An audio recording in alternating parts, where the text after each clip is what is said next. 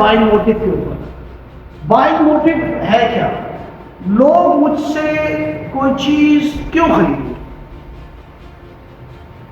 Mostly conditions के अंदर जो चीज बिकती है वो बिकती उस सूरत के अंदर है जब उसका और आपका बाइंग मोटिव एक हो जाता है कि वो ये चीज क्यों खरीद रहा है। तो इस बाइंग मोटिव को जानने के लिए उसकी शख्सियत को जानना बहुत जरूरत होती है। हर शख्स आता है, उसकी अपनी जरूरत होती है और वो अपनी जरूरत के मुताबिक ही चीज खरीदता है। अगर उसकी नीड नहीं होगी तो नहीं लेगा, या उसकी कोई हैबिट होगी या नेचर होगी।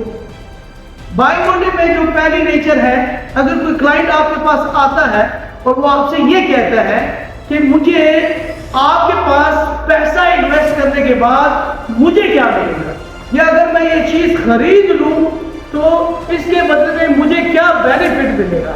अब ऐसा क्लाइंट जब आता है तो इसका बाइंग मोटिव ये है, सिंपल इज दैट, कि ये आपसे मांग रहा है कि अगर मैं तुम्हें कोई पैसे दूंगा तो तुम उसके बदले में मुझे क्या दोगे। जैसे दोस्त को कहता हुआ दिखाई देता है कि तुम मेरे साथ सदर जा रहे हो, मैं अगर तुम्हारे साथ सदर जाऊंगा तो तुम मुझे क्या दोगे। ऐसी कंडीशंस के अंदर लोग ये भी कहते हुए दिखाई देते हैं कि अगर मैं तुम्हारे घर आऊंगा तो मुझे क्या दोगे और तुम मेरे घर आओगे तो मुझे क्या लेके आओगे। अब इसे क्लियर कट इसका ये बाइंग मोटिव नजर आता है कि ये आदमी और किसी चीज में इंटरेस्टेड नहीं है। आप इसको फीचर्स और बेनिफिट जितने दिखा दे ये उसमें इंटरेस्टेड नहीं होगा। ये सिर्फ उसी में इंटरेस्टेड है कि मैं जो पैसा दे रहा हूं उसके बदले में मुझे क्या मिल रहा है। जब तक आप इसकी ये नीड पूरी नहीं करेंगे ये शख्स आपसे प्रोडक्ट नहीं खरीदेगा। इसलिए इस पे इतना टाइम जाया करें कि आप उसे पूरा फीचर्स बताएं, कंपनी का प्रोफाइल बताएं, अपने रिटर्न्स बताएं, नहीं डायरेक्ट बताएं सर आप हमें ये देंगे और ये आपको मिलेगा। दैट इज द रियल की टू कैश डैश क्लाइंट। हमारे पास लोग हैं जिसमें हम उसे पूरी तफसील तो देते हैं लेकिन उस तफसील के अंदर वो इंटरेस्ट नहीं ले रहा होता। वो सिर्फ एक ही बात कहता है, काम की बात बताओ, क्या दूंगा और क्या लूंगा। ये पहले किस्म का आदमी है।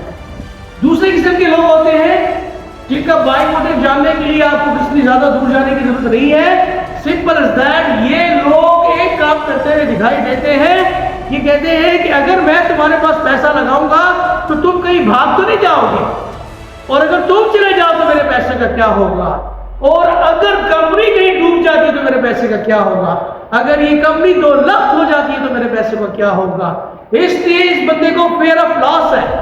दूसरे किस्म के लोग होते हैं जिन्हें फेयर ऑफ लॉस कहा जाता है, और जो फेयर ऑफ लॉस वाले लोग हैं उनका जब तक आप फेयर ऑफ लॉस दूर नहीं करेंगे तब तक आप उनसे कोई प्रोडक्ट नहीं बेच सकते। इसलिए फेयर ऑफ लॉस में ज्यादातर लोग डॉक्टर से पास आते हुए ये शिकायत देते हैं कि अगर मैं ये गोली खाऊंगा इससे मुझे डायरिया तो नहीं हो जाएगा, इससे मैं मर तो नहीं जाऊंगा, इसके साइड इफेक्ट्स तो ज्यादा नहीं होंगे। इसको डर है इस टैबलेट खाने से मेरे हालात बिगड़ सकते हैं।